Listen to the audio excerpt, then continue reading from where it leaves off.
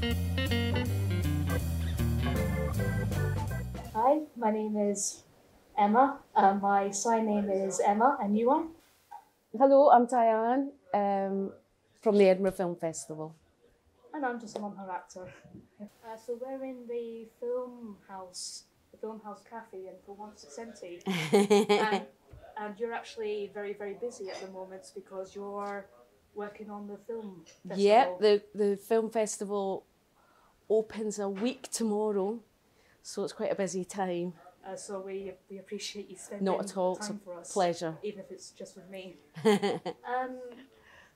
Could you just explain what the film festival is and what it is, Yeah. that happens? Yeah, so it's a celebration of film and everything around film and everything that film involves. We screen every type of cinema and we invite a lot of guests with the films. We have discussions around them. We have very straightforward screenings, and then we also have conversations and deeper events around some of the themes or some of the guests. So it's basically a celebration of film and everything that film is. And by type of film, does this include genres such as horror, science fiction? Yeah. Does it include documentaries or even propaganda? Yep, so Edinburgh Film Festival started in 1947. I know you know the history. Started in 1947, and it started as a documentary film festival. And Scotland has a very long tradition of documentary. John Grierson apparently, allegedly invented the word documentary. So it's a very Scottish, he was a Scottish documentarian. So we do a lot, in the early 50s we switched to any type of cinema, but we do animation, horror. I'm laughing because I love horror but I can't watch it anymore, so I watch it like this. But I still watch it, but with my hand in front of my face. Do you like horror, Emma? Well, horror to me is just watching my baby films.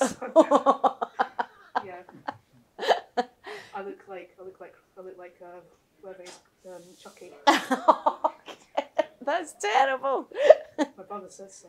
Oh, your brothers are meant to be mean. It's okay. Mine is mean too. But yeah, every type of cinema, every type. And one of the things that was struck to me, so in 1947, 2 years after the Second World War, India declared independence from Britain. The Anne Frank Diary was published for the first time. Wow. And it was the first year of the Cold War. So to me, it was kind of strange that a film festival would even begin in such turbulent times. Do you know how and why it started? It was a reaction to those times. It was about bringing people together. The war had ended. Edinburgh screened German cinema, and we had just been at so it was actually a reaction to those turbulent times that you mentioned, and it was recognising cinema's ability. It's a very egalitarian art form. Yeah. Everyone can afford it, and it was about cinema's ability to bring people together, really, and that was the point. And it struck me that film actually showed, really brought to people the horrors of the war, such as the atrocities that happened. Yeah. Today. They obviously show bits of that. Absolutely. One really old documentary that I remember was 1950s The Singing Streets. So I watched that as a kid. Did you? At the Children's Museum, actually. And so is there any old films that you enjoy just before or after 1947? Off the top of my head, I can't think of anything just now, if I'm honest. I really can't. Any films before the war and stuff? Can't think of anything just now. I bet I'll kick myself later. 1939's Wizard of Oz is Is it really? 1939, yeah. That was 1939. I could quote you that because I've watched it so many times, but I didn't know the date.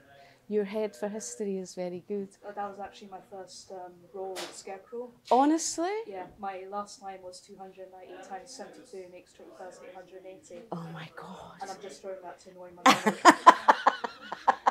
Because she hates it every time I say that. Oh, that's amazing. Yeah. My favourite film before Second World War, right? Because Second World War, to me, you watch, a lot of it is underlining propaganda or full-on propaganda. And by underlining, I mean like Miss Miniver. Yeah, For right. example, Churchill said that film did more to bring men to become soldiers than his own propaganda machine. But before that, all this wonderful Hollywood stuff, Shanghai Express. Yeah. I really like that. I think though, for me, a lot of because as you know, stuff back then very much had a theatre connection. Yeah, that's what interests me. Yeah, and that's probably where you're coming from, and with your love of theatre and as an actor yourself. But for me, that style of acting that they did back then, very big and, you know, very and all of that. All Quiet on the Western Front's very notorious for their over the top. See, and that was a very theatrical response to a new medium, which it was at the time. But for me, I think I like the more realistic. One actress who kind of invented realistic acting was Mary Pickford. Ah, she was amazing. So the actual oldest film I ever watched was her 1914 Tez on the Storm County. Really? And she remade that again, and you see her. She basically invented realistic acting. Wow. And yeah. Do you prefer older cinema? I do a bit because I can't actually go into cinemas anymore because I watch films backwards. Really? You know how people get very annoyed about spoilers. So they'll say, like when Game of Thrones was on, it's like don't say anything. I need to be spoiled. Honestly. So a lot of these old films are so much written about them that I read about it, but then I watch the end. Do you really? And then I watch the beginning, and then I watch the end again, then I watch the middle, then the end, beginning, until eventually I watch the whole film. With the older films, it's pretty much okay. It's scripted, so I don't need to worry what's coming next. Yeah, I see. Wow. So you basically watch stuff at home mostly, is that right? Or yeah, I'll download something from Amazon Prime or YouTube. Yeah. And then I'll do backwards. And it's tiresome, it's tedious, but that's the only way I enjoy. But it's the only way you can do it. Yeah. Do you do the same with books? Yeah. Yeah. I do the same with scripts, and it's a habit. I've been told to not share with the others because obviously I'm meant to read throughs. You're meant to read with everyone else. And every time I'm not on a page, I'm like... You're having to look back at what's coming next. Yeah. Interesting. And back to you, actually. Your job is assistant director?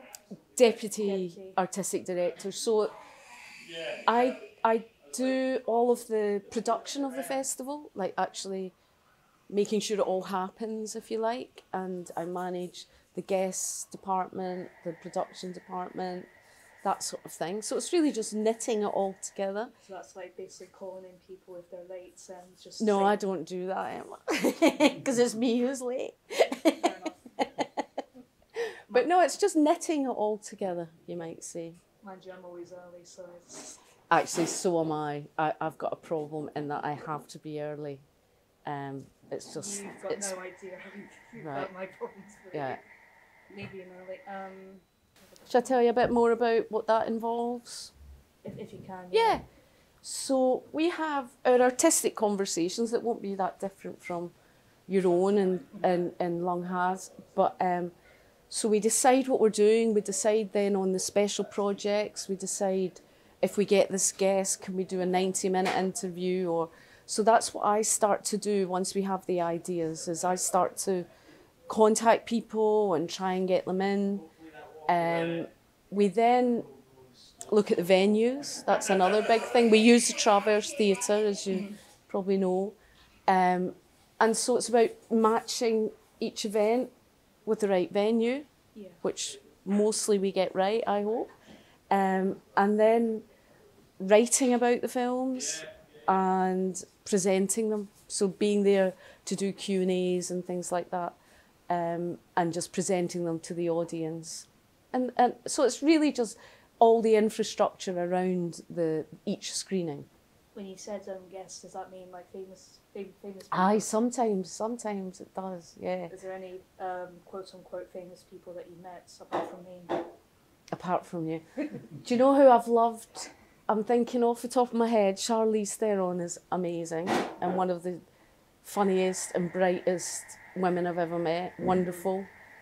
Sean Connery's amazing because he's just amazing. Yeah. Patrick Stewart I loved because I love Star Trek.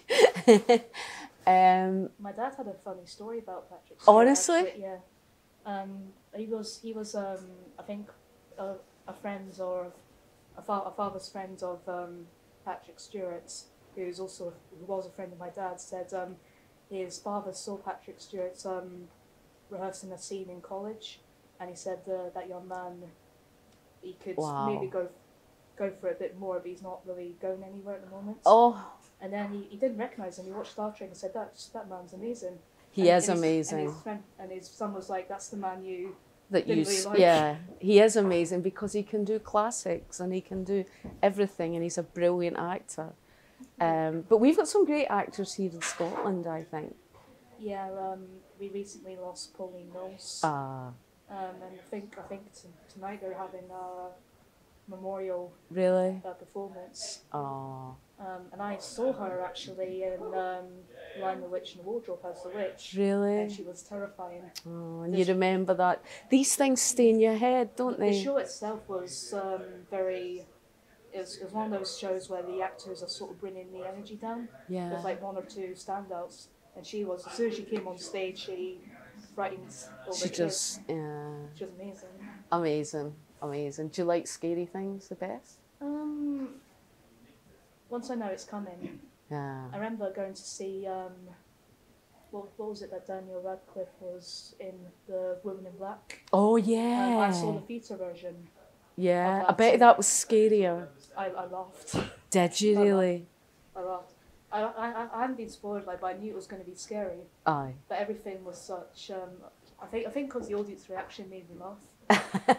That's the tense, isn't it though? You sometimes laugh when you're tensed up, I think. I do, I laugh at the wrong moment. I laugh when I shouldn't, very often, I'm afraid. I'm laughing at the thought of it now. One thing that I noticed, your name, if you write your name down in Google, instantly it becomes Edinburgh Film Festival. Whilst for me, you have to type one hard to actually find out who I am. But one thing that I noticed was cinema exhibition. Mm-hmm. So you started out in cinema exhibition. I moved. I'm from Coatbridge, just outside Glasgow. I moved through here in the 80s. It's up before you were born. Yeah. Which is weird because I'm only 21 now, obviously. But you're a terrible good so job you're not I moved through here to study photography at Napier. So that's why I moved through. And when I did that, I went to work at what was the Odeon cinema was the ABC cinema. Mm-hmm. And I went to work there at the weekends. And then eventually came to work here at Filmhouse as an usher. And I fell in love with art house cinema, which I hadn't grown up with, I didn't know about as a young person. And then I started working in the box office and then doing other things. And then when I graduated from Napier, I became the marketing officer here. So I got a full-time job. Customer service. I loved it though. Yeah. I loved it because I could talk for Britain and it was standing at the box office talking about films. I loved it. And our audiences are lovely and really knowledgeable and they know their stuff and they're great. But then when I left, I went travelling for a bit and then I came back and I went to work at Edinburgh College of Art, which was amazing. I did that for 8 years, but I still worked here one night a week. I just couldn't quite leave properly. And then I went to run the Cameo cinema for a while, which I'm sure you know the Cameo. So I did that for a few years, and again loved it. Cameo's an amazing building, and people are great, audiences are great, and the staff were amazing, and we had really good fun. And then I went to work in another company that was based at Edinburgh College of Art. So it seems like I can't quite get away from this little area. At one point I worked at the Traverse as well. And then I came back here to this job in 2006. So I've been here since then. 2006. So it's quite a long time. Yeah. By international, that means that you get films from other countries. And we're, I suppose you might say, inward looking and outward looking. We like to celebrate Scottish and British cinema to the outside world, but also bring in those equivalents. And we're very much about new talent, about up and coming. We do have names that you know and that anyone would recognise, but I think predominantly our guests are people that you might not have heard of yet. We had Jennifer Lawrence here before anybody knew who she was, off the top of my head. Spielberg screened his films here as a young man. Short films, we still have the faxes from Spielberg, but they're on that thermal paper where it disappears, really old-fashioned fax machine. As long as you've archived. Yeah, fingers crossed that they're still in existence. Scorsese's been here before people really knew who he was, back in the 70s. He's been here twice, actually. But pretty much everyone has at some point. Cary Grant, just anyone you can think of. But very much we're about celebrating new voices, I think. Was Daniel Blake part of the festival? No, it wasn't, although Ken Loach has been here. And in fact, this year we have his amazing producer, Rebecca O'Brien, who produced Daniel Blake and most of Ken Loach's, if not all of Ken Loach's work. And she's going to be here in conversation, actually, on stage with Spanish filmmaker Itziar Boyan, who lives here in Edinburgh. And those two have worked together over the years. And I think that's going to be a really amazing 90-minute conversation, actually. Is there any international films that you've watched and really liked? Yeah. Do you remember there was a remake, often they're remade, and you wonder why, but there was a wonderful Swedish film called Let the Right One In. Yeah, the NTS made a show about that, actually. That film, for me, really stands out. It's about a vampire girl. And beautiful. Yeah. And the original that's version. That's horror, actually. It's great, though. Great. I loved that. But yeah, every year I fall in love with something else. Every year. It's interesting because I see hundreds of films every year and I like most of them. I only love a few of them. And I think that's quite interesting. But I think that's normal. Yeah. You know, you fall in love with fewer than... There's so many, though, that I'm just delighted they're made and in the world, actually. Yeah. They're like little people to me. That's how I think of them. I think any film is important to be done anyway, and that includes, sadly, propaganda. And at the same time, I do film editing, so for me it gives me a sort of sense of power to control film footage for me. So it's quite fascinating when I'm looking at documentaries, for example. I like documentaries. That probably is my favourite genre. Right. It gives you a sense of what that person is actually thinking while that's true. Making the film. Yeah. We've been very lucky to have some amazing documentary makers here. Yeah. You probably know the work of the Maysles brothers, Albert Maysles. Yeah. And that for me was one of the, I felt so honoured to meet Albert and to talk to him about his work and his approach to documentary. So many people copy the Maysles brothers and have done over the years. And it was lovely talking to Albert just about what he thinks is the right approach. And for him, he felt very strongly, he's no longer with us, but he felt very strongly that if you didn't love your subject, you shouldn't make the film. Yeah. And so it's the opposite of someone like Michael Moore, for instance, who's more of an agitator. And I like both. I think I've only seen from Michael Moore Bowling for Columbine. Yeah. And that's only recently because it was the 20th anniversary of the tragedy. The Columbine tragedy. I think they did a rerun Wow. of that documentary, which was kind of insensitive. Yeah, his films are very interesting though, and he also does have a very strong sense of humour. Yeah. And there are some parts of his films that are hilarious. He did a documentary about British people's obsession with caning bums or something.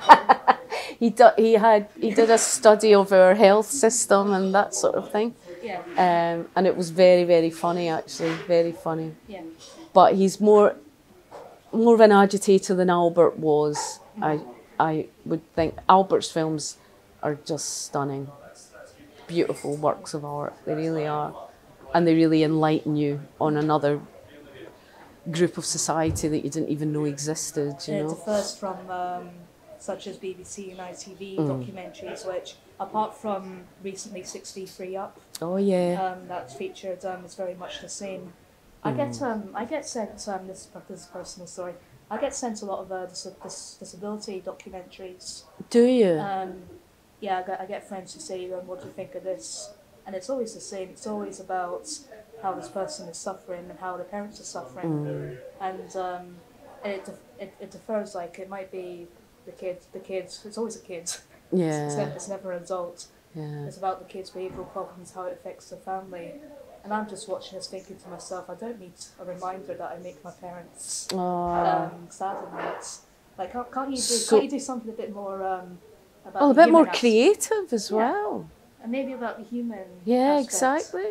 As an autistic person, I want people to maybe watch a documentary and feel like they've met the person. Yeah, exactly. Rather than a disability. Yeah. And I think, unfortunately, a lot of documentaries miss that mark. Well, you need to make these films. Seriously? Yeah, I'm on to, yeah.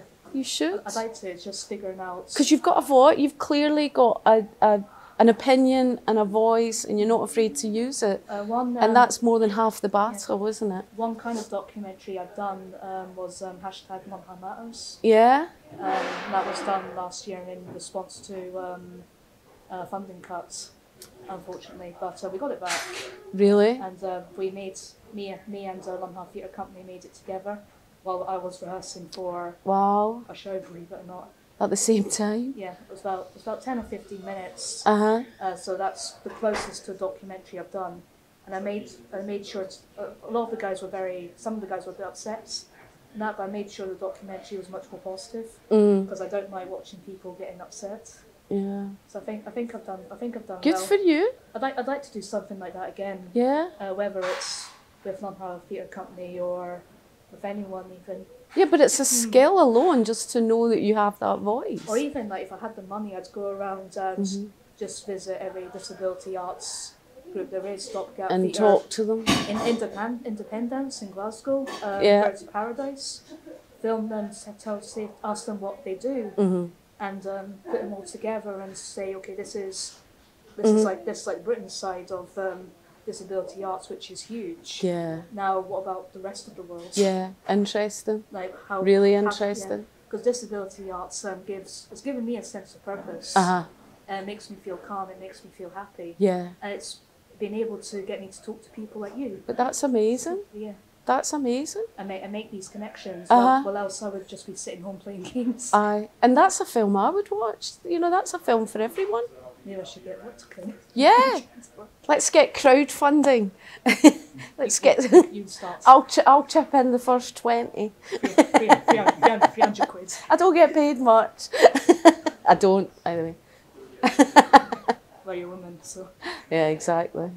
Edinburgh, and I think every single country, New York, Glasgow, has all these festivals, and I sometimes wonder like, what's the needs for these festivals? I actually, and in the digital age as well, where we could Skype everyone in, we don't need YouTube. Yeah. But to be honest, I think, as with a lot of the arts, cinema, more than any, I think, is about people, is about networking, it's about, which a lot of us think is a dirty word. It isn't. It's about human interaction. Yeah. And so there's sort of two levels, if you like, at Edinburgh. We have a massive big industry section, which you'll see in the Traverse, but the general public don't see. And that's like any other business. We could be dentists having a dental convention. That's about filmmakers, talking to filmmakers, sharing resources. Most films are not made by one person. No. So as you know, that's a massive group of people that have to get together to make that work. So that industry section of Edinburgh Film Festival is putting those people together. Then I mentioned at the start about the discussions around cinema. And some of the conversations we've had today they come from a cinematic beginning, but we're just two humans talking. Yeah. And that's what I love about film, that it is for everyone. And it could be a documentary telling us about a group of people who live in the Andes and miles and hundreds of thousands of miles away from us, but we learn about this society through film. Or it can just be that we all love a film and we talk about it afterwards in the bar. There's just so many different places to interact with film. And the festival is, as the word suggests, it's just about celebrating that. And it's the reason I get out of bed in the mornings, frankly. And it's taught me so much about life, and it's taught me so much about people. And for me, that's hugely important. Do you have a favourite film off the top of your head? So you just asked me that, and I have about 6 or 7, and the one that jumped into my head just now when you said that was Akira Kurosawa's Ran, which is a historic setting, Japanese, and it's basically Shakespeare's King Lear. I'm learning Japanese, actually. Are you? Yeah. Holy moly. I'm not going to Spain. Oh my gosh, I can't believe you'd learned. That must be so difficult. Yeah. Blimey. Because that's one of the reasons I love Kurosawa's Ran, because it's a quite a traditional approach to King Lear, actually. I've watched but it's so, it, yeah. oh my gosh, it's so beautiful. It's very intense as well, though. Very. King Lear was intense. Very. Patrick Stewart, I've actually seen him. Oh, he's... King Lear. Oh, you're so lucky that you've seen that. It's on YouTube, actually. Oh, it's in a wow. workshop that he did. He keeps coming up in our conversations. That's funny. Patrick Stewart is awesome. Yes. Patrick Stewart is very underrated. Oh, he's amazing. Very nice. He deserves more credit than he deserves. That came out wrong. Yeah, I knew what you meant. Thanks for giving up your time. Not at all. I know you got to rush off and do some more work. Organising, yeah. Work never ends. This has been Mumpa Chat number 4. And thank you for watching, and thanks again. Thank you, Emma. It's been a pleasure. Thank you.